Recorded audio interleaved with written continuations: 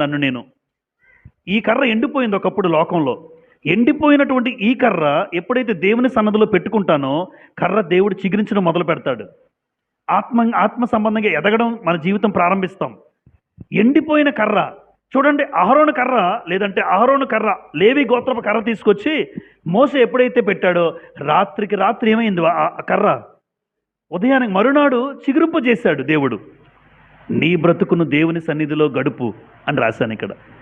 నా బ్రతుకు కూడా ఒకవేళ ఎండిపోయిందని మీరు ఎవరైనా ఆత్మీయంగా దిగజారిపోయిన ఎవరైనా జీవితాలను చూసినప్పుడు, బ్రదర్ సిస్టర్ దయచేసి మీరు మందిరానికి రావచ్చు కదా, అదే చెప్పండి ఎవరికైనా. ఎప్పుడైనా మందిరానికి మీరు ఎప్పుడు దూరం అవ్వద్దు ప్లీజ్. ఎప్పుడు దేవుని మందిరంలో గడపండి. సమయం వచ్చినప్పుడల్లా గడపండి.